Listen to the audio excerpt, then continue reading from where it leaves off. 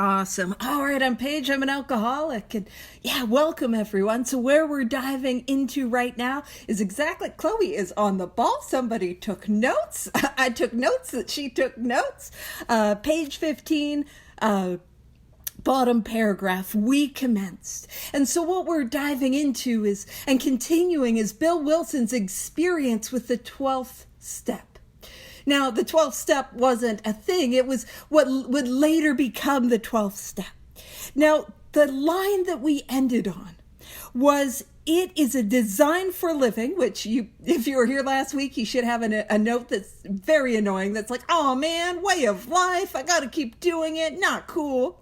That works in rough going. And what we're going to see in this paragraph is a number of times where that idea is reinforced. That these 12 steps are not fair weather actions. That these 12 steps are actions that allow me to live happy and sober and meaningful and peaceful regardless of what is happening around me. And that is a powerful promise. You know, sometimes we hear things that aren't necessarily aligned with what's in the book Alcoholics Anonymous, which is to say, what is Alcoholics Anonymous? And I don't know if anyone's ever heard, you got to watch your triggers. Paige, just watch your triggers. I don't know if you're aware, but consciousness, oh boy, that's a big one for me, you know. And despite all my attempts to avoid that, I seem to be thrust into consciousness again and again and again. Not cool. And what we're getting to this idea is that I don't have to run. I don't have to hide. I don't have to avoid. The life will continue to happen. And it will happen to me.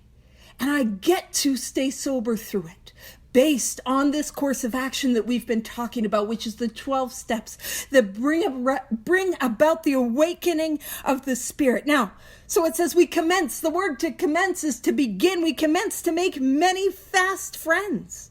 And a fellowship has grown up among us, of which it is a wonderful thing to feel a part.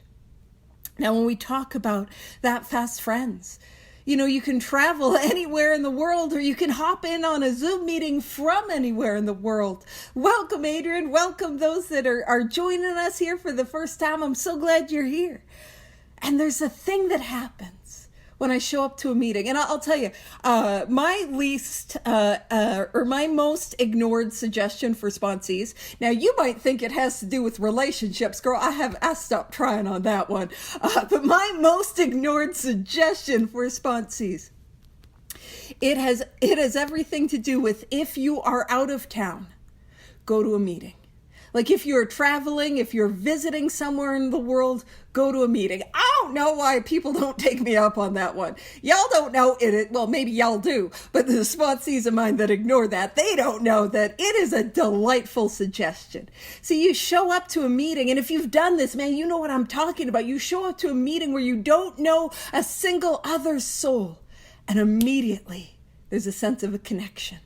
Man, you've been where I've been, you've done what I've done, and you experience the same solution that I'm after. We have a common solution, and depending on how I do for time, we might even get to the chapter, there is a solution. But I'm not going to make y'all a pinky promise on that, because that would be, we're just setting me up for dishonesty and setting y'all up for resentment. But I've had that experience where I've been out of town and I show up at a meeting, and then there's locals, especially if it's not a tourist place, man, they just want to take you around and show you, and that instant connection.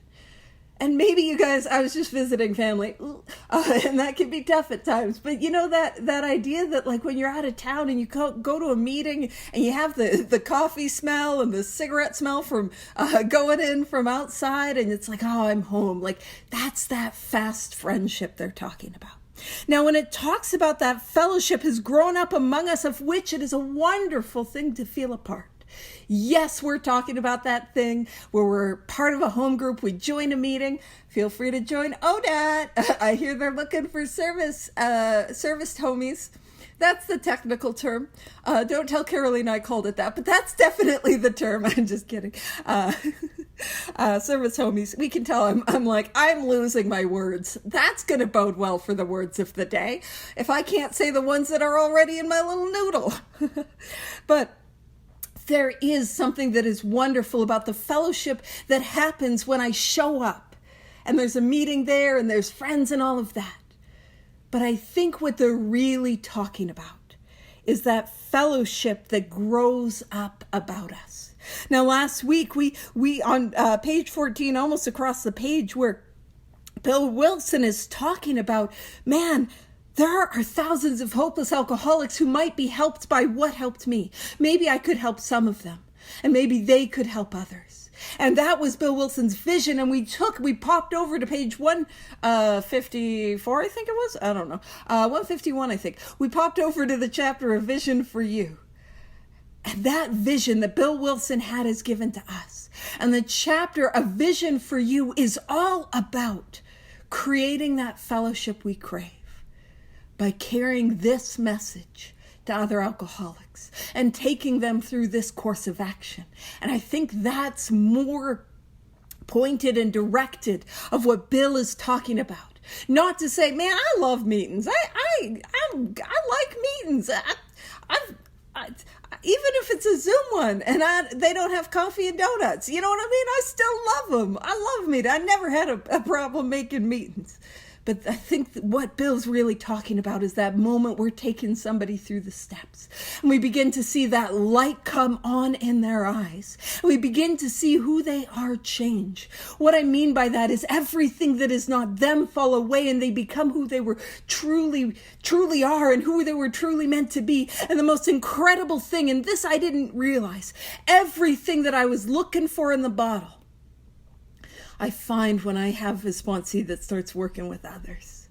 You know, that's the deal. That's what's so cool. Man, I don't want to miss that. And it goes on to say the joy of living, the joy of living. Now, I hope Babe's still here, because Babe is embodying, yeah, he is. We love you, Babe. The joy of living. That's what we're talking about, not the just one day at a time. You just don't drink, and it'll always be a struggle, and maybe one day it'll suck a little bit less. You know, that's not what we're talking about. We're talking the joy of living. And here's what's important.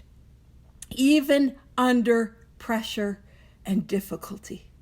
You know, there's times I show up to life with this opprobrium where I think life has done me wrong. I think it has harmed me. I think it is unfair. I know you guys can't relate because you're always spiritually on the beam, but I'm little Miss Hard Done By over here.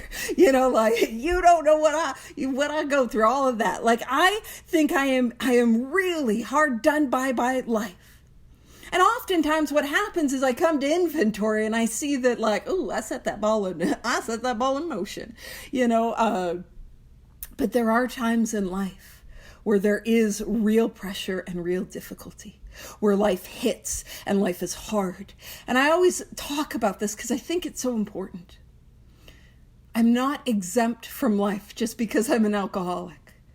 And just because I am a sober alcoholic, life will still happen because I am a human being. And pain and suffering and grief and loss is so often a part of the human existence. And so we have that joy of living even under pressure and difficulty. That is a sneaky little promise. Just a sneaky little promise. And if Karina's got her pink eye, she's got it. It's all I'm saying. It's a little promisey in here, you know. And so what happens is I begin to be able to live life with pain, but still with meaning and purpose. And the self-created suffering, I know I'm the only one that's done that, but that self-created suffering begins to fall away, and we can experience a joy. A real joy, regardless of what is happening around us. Man, this thing is so much more than just don't drink, go to meetings. In fact, if I'm an alcoholic, I can't. It's so much more than just play the tape to the end. Just don't drink. You know, and if one day you'll be happy and free like I am. Oh, it's like we need a spiritual laxative to get that stuff going or something, you know? Geez Louise, it's a weird one today. So that's what we're talking about. That is a powerful promise. And it is a promise that is available to each and every one of us. He goes on to say, I have seen hundreds of families set their feet in the path that really goes somewhere. And I'm going to point a couple things out. The first is going to be annoying. So I'm just prefacing this with prepare to be annoyed. But if you're hanging out with me on a Wednesday, you're already prepared. But I will point out your annoyance with me is in direct proportion to your own spiritual condition. I'll help you write inventory on me. We'll get to that fourth column, baby. But when it says set their feet in the path that really goes somewhere. The path is these 12 steps whose directions are given to us in this book, Alcoholics Anonymous. That is the path. Now it's rude because the path is not a vacation destination. Y'all know, like, it's not saying the Cabo for the North Americans or the Ibiza for those of you in the UK. We have not seen these families set their feet in the white sandy beaches of spiritual Ibiza. Although I feel like I've never been to Ibiza, but I have a feeling that's not what you're doing when you're going there. I think what you're doing when you're in Ibiza is probably beginning that qualification to end up here. But I've never been. What do I know? But that idea that this is not a destination, these 12 steps are not an ending. They are a journey, that these 12 steps are a way of life. And that's what we're emphasizing, that this is a path that really goes somewhere. And that somewhere is that fourth dimension, that somewhere is that awakened spirit, but it is a path that I need to continue on the rest of my life.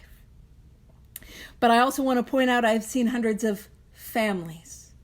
Now, we're going to see this far more in the later chapters. We'll pick that up and working with others, and we'll see it continued on in Two Wise, Family Afterward, even a vision for you. We'll see this theme carried on. And it is the theme that in those early days, they didn't just take the silly little drunk through the steps. That these 12 steps were offered to the family members. And if the alcoholic wasn't open, it was still offered to the family members.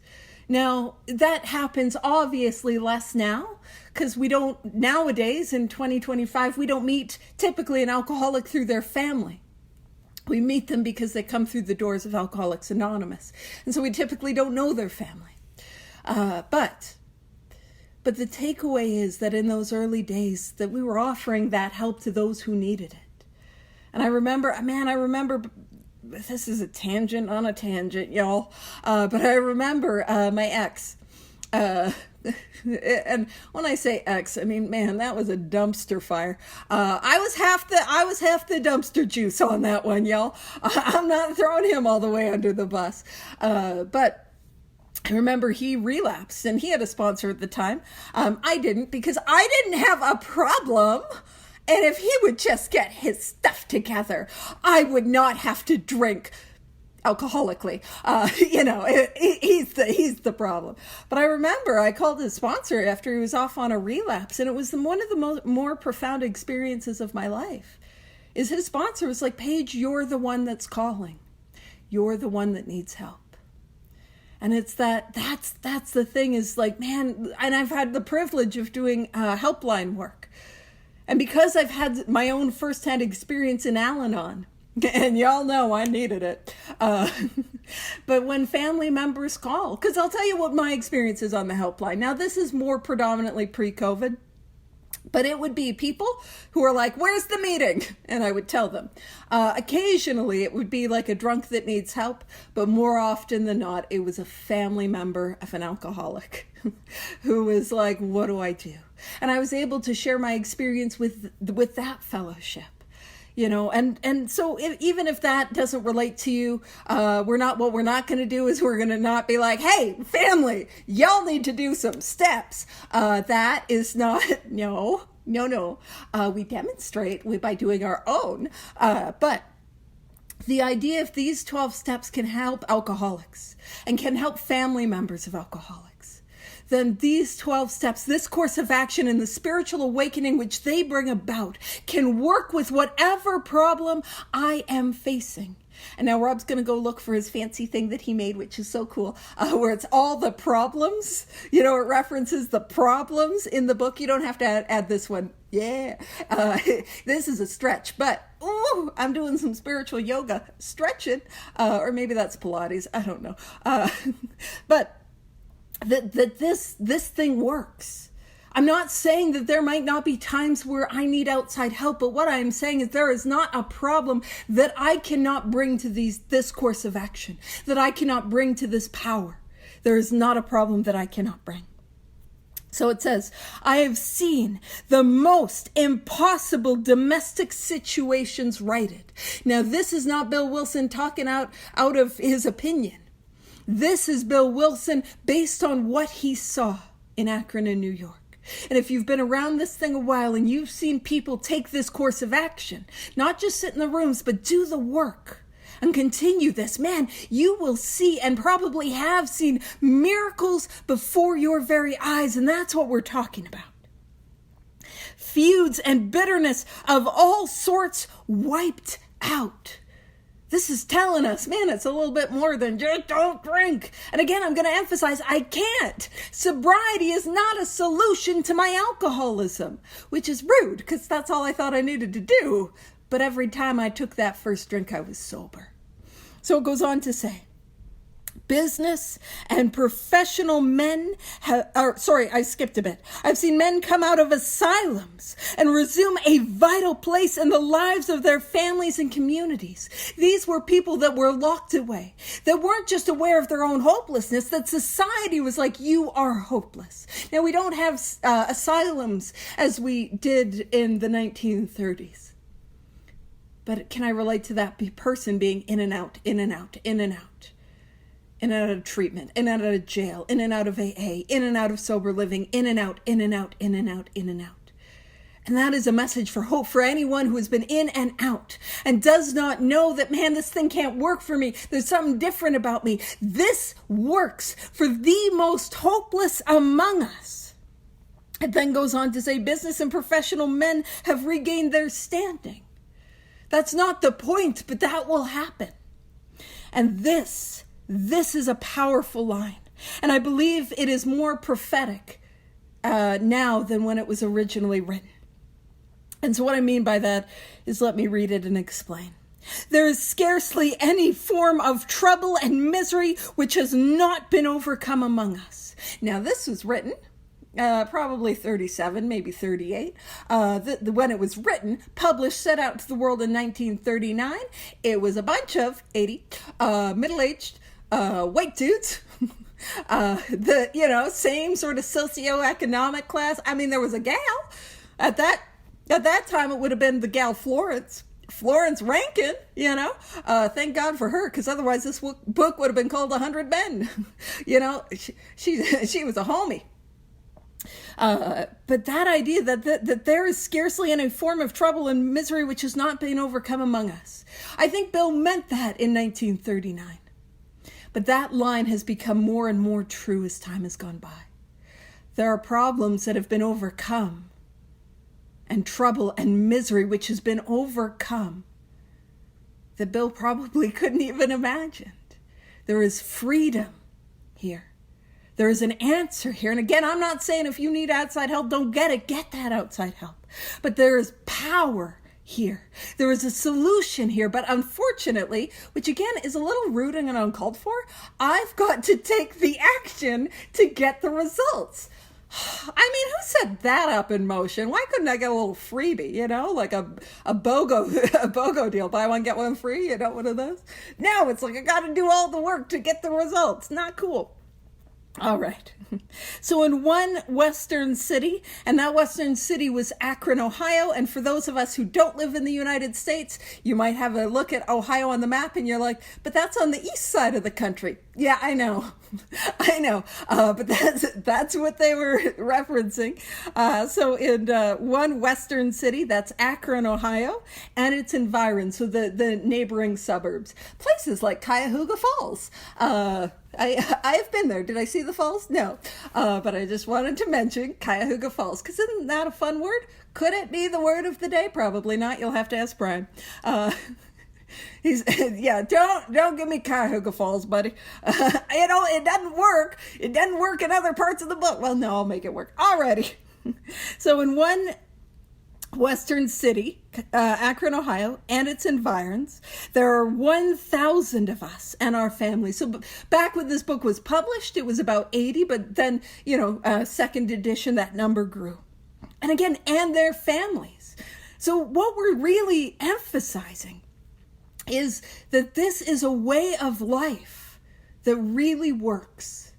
It works for us, and of course it works for families, but it works for life, for problems, for pain, for suffering. It works. And this is important. It says we meet frequently so that newcomers may find the fellowship they seek. And so what we're talking about here is, why do we have meetings? What is the purpose of meetings? And if you spend some time in the 164, we actually don't talk about meetings almost at all. This is one of the few places meetings are referenced or pointed to or described. The other is in a vision for you. And I won't bounce us there, but I'll spoil it. It talks about so that newcomers can bring their problems. So what is the purpose of meetings? The purpose of meetings is to bring, for those of us who have recovered, to bring a solution to those who have not found it, so that they may find the fellowship they seek. My purpose today in meetings is to show up and see and try to help. That is the purpose of meetings. Now, if you're here today, I'm being a dick, but just to me, not to you. And and you're annoyed with me, which of course, throw me, you got cavil, you got criticisms, you got complaint. Now I will say you got cavil. You can bring me, was it Henry Cavill? Although I don't have a Superman preference, you'll take whichever. I am so tired. But you bring that stuff, the complaints, the criticisms, the judgment, fair enough. I get it. I deserve it. But what I have found is that when I show up to meetings and the posture of my heart is focused on what can I get, and how Paige is doing it wrong. And oh man, I can't believe she said that. The purpose of meetings is to help others. I bet she sucks. I don't know. It's aggressive today. I got to tone it down. When I change my heart posture from looking for what everyone's doing wrong and how they suck and all of that, to what can I bring that radically changes the entire meeting. So you can come to a meeting like this and you can be absolutely annoyed at me. But if you take notice of who's new, send them a message. I don't know if the chat's open for that. Send them a message. See if you can get their number. See if you can help them. If they don't have a sponsor, like if that is my focus in meetings, that changes the meeting. At my old home group, what I would do is I would do this thing. I call it ninja service, because I'm a child, and I turn everything into a little game. I'm like, I'm gonna do service, and no one's gonna know I'm a ninja, And I would do things like there would be like probably over 70 people, either in the room and online. It was hybrid, and so I'm probably not sharing, but if I can see who's new, I can make a point to go up and talk to them. Now, if I also get a sense of, after the meeting where people are chit-chatting, who looks uncomfortable, who's wanting to die, like just have the world swallow them up, I go make them feel welcome. These like ninja service, and it changes how I show up to the meeting. And man, that's powerful. So it says, at these informal gatherings, one may often see from 50 to 200 persons. So what we're seeing is in those early days that there was an answer.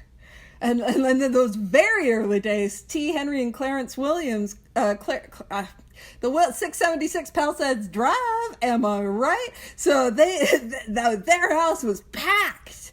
Their house was packed. And it says we are growing in numbers and power.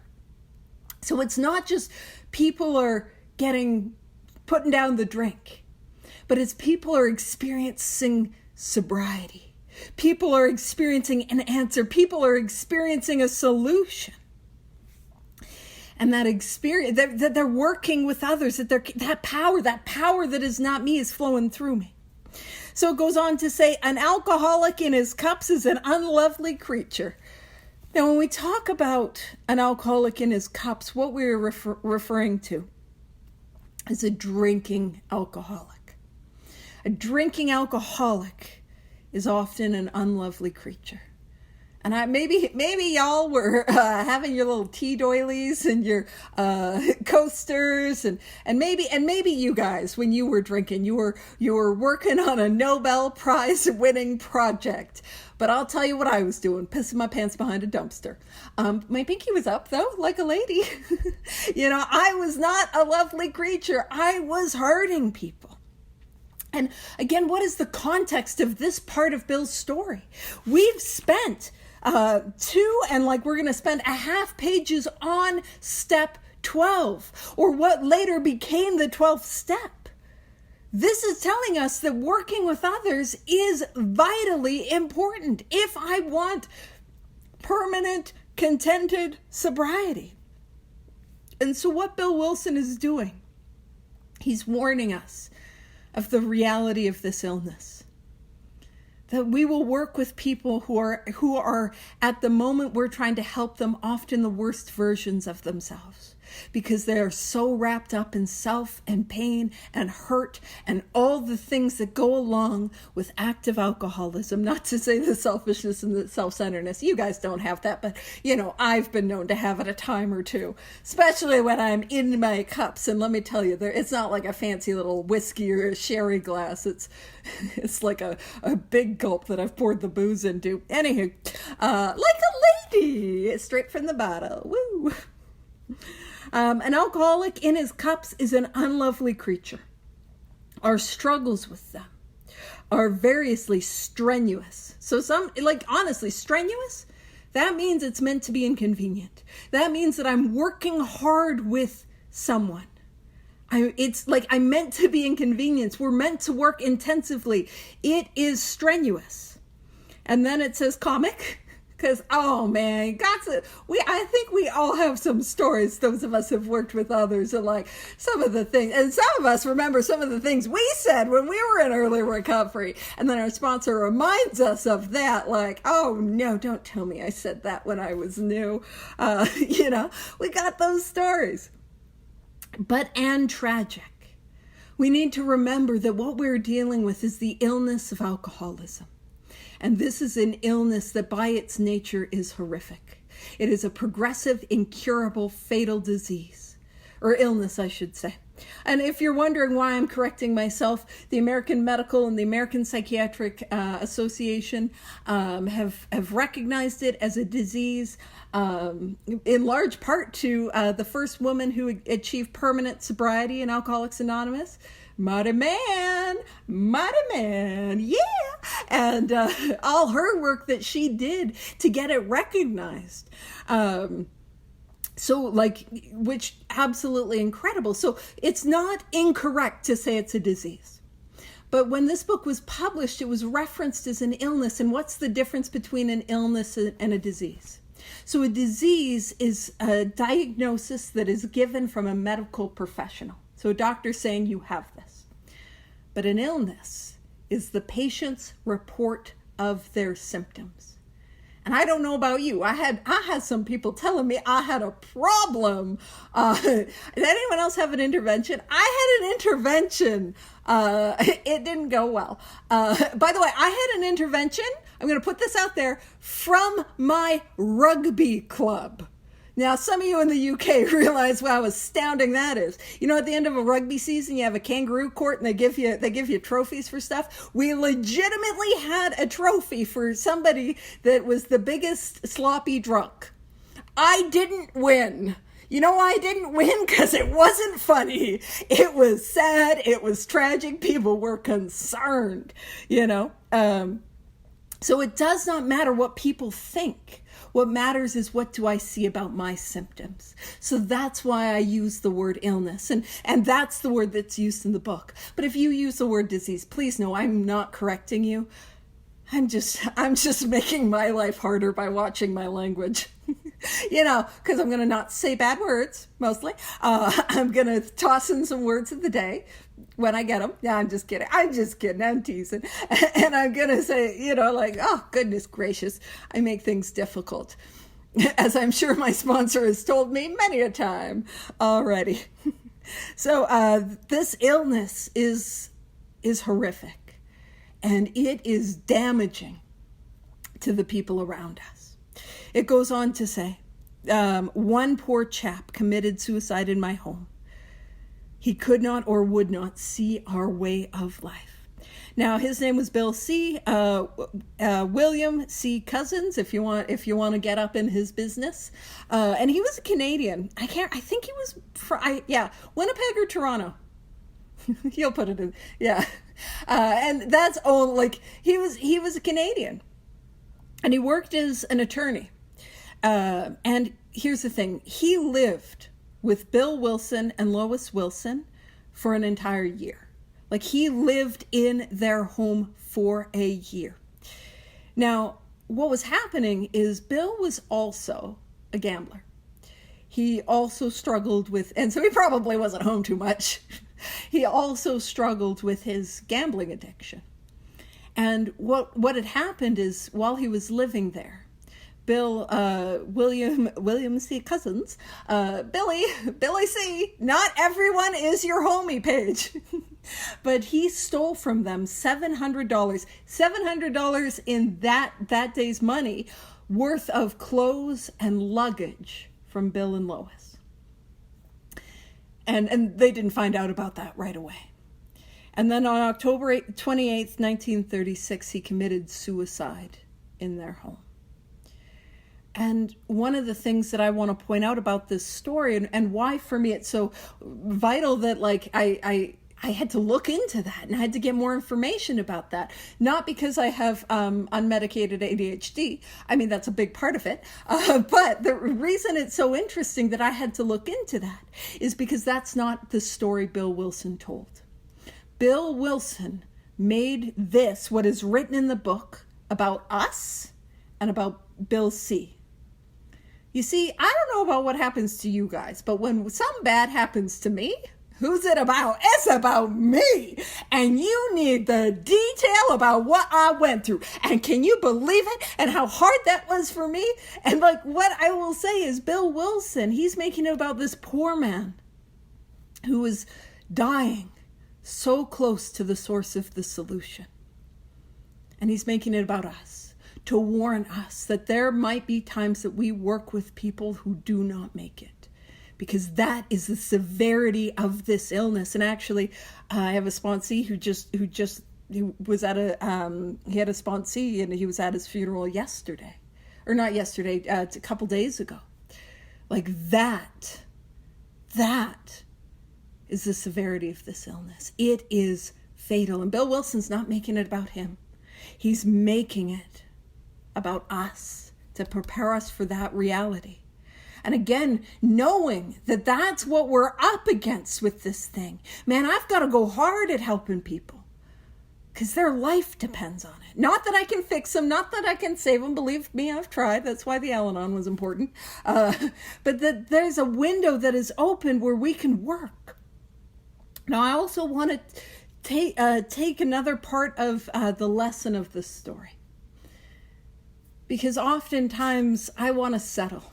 I want to settle in AA. I want to settle in my recovery. Actually, Bill used to say that good is the enemy of the best. That was one of Bill's little slogans that I guess he would say in meetings, which I will say is better than keep coming back. Or, that old timer, probably me, that says stupid things again and again. Again, probably me. Feel free to judge me, that you're just sick of hearing, the pickle one, all of that, right? And that was one of Bill's things. But here is a man who died because his illness was untreated. He was not taking a drink, but what he was doing was treating his illness with other things until he eventually took his life. Make no bones about it, without question, he absolutely died an alcoholic death. You see, so often I think an alcoholic death looks like a liver cirrhosis, or it looks like maybe a drunken accident. But an alcoholic death just as much looks like the untreated alcoholic, sober, but not taking care of the illness that is inside. And see, I don't know about you. I'm one of those people that I'm a drink again or I'm a kill myself. And I have a friend that talks about I have an illness that demands treatment. My illness isn't asking nicely. Hey, could you please treat me? I have an illness that demands treatment. And my illness will be treated in one of three ways. I will take a drink, and that is inevitable. Or I will take my life. And I know that from experience because I tried that again and again and again. Or I will treat it with a spiritual awakening that I grow and I deepen and that I seek more of for the rest of my life.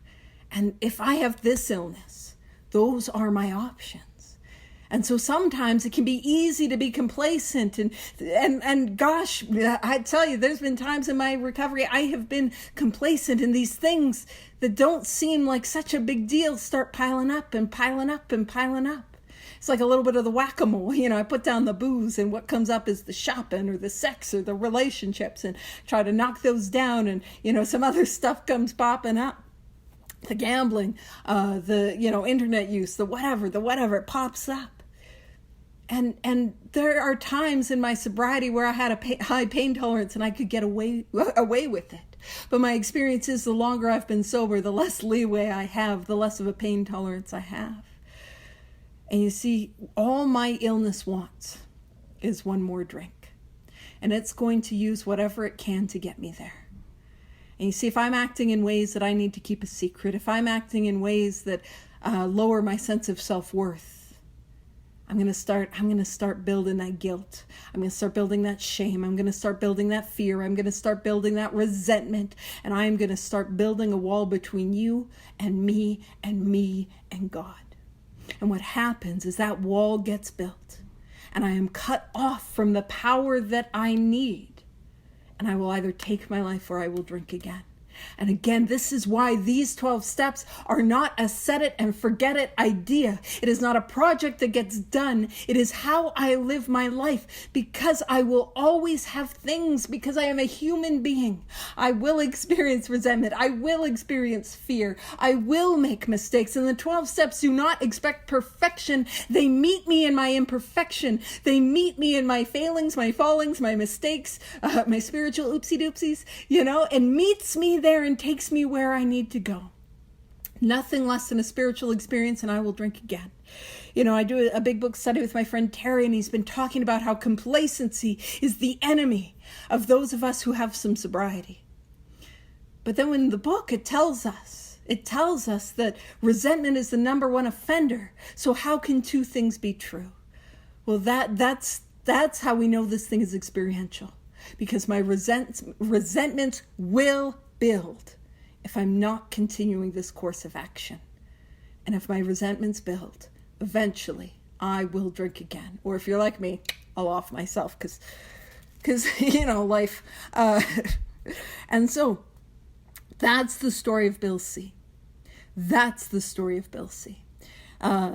And there's lessons to be taken from there. And again, I know when we read Bill's story, often the first few goes through, we what seems to be really loud to a lot of people is Bill Wilson's ego. And I'm not saying he didn't have a big ego, but that's not what screams loud to me anymore.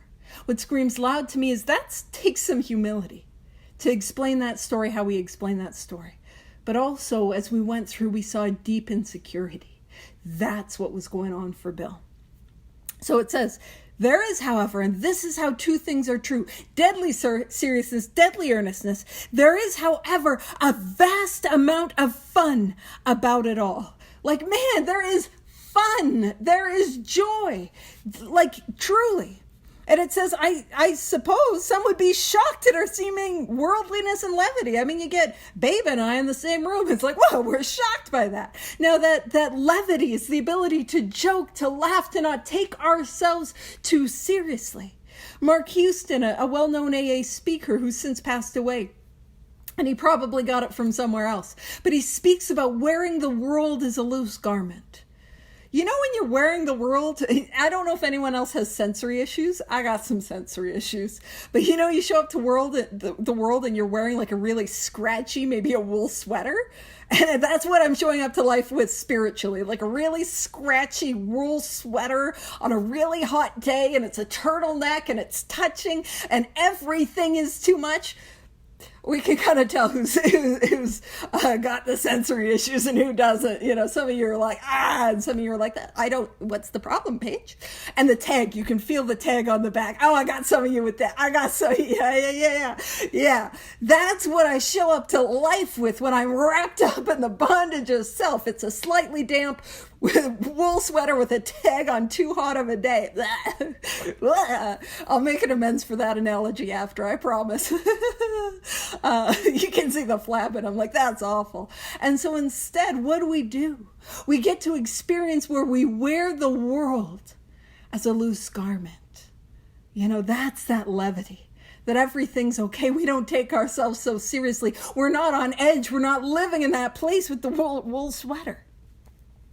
And when we talk about worldliness, what that means is that, like, I did have a sponsor one time tell me that I could have been a nun.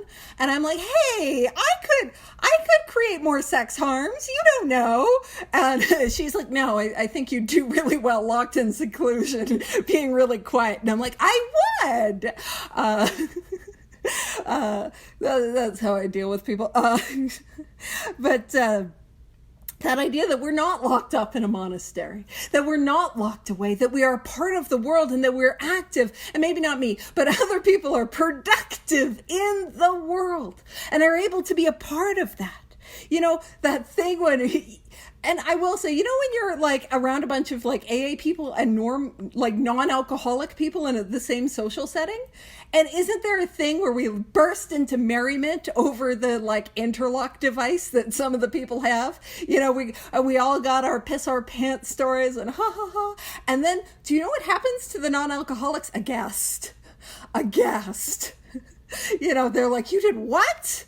And I was like, yeah, like shocked by our ability to be joy. And it's because we don't live there anymore. Because there is freedom. Because we're experiencing that relief, not just of the mental obsession, but of the pain and the suffering that pervaded my soul my entire life.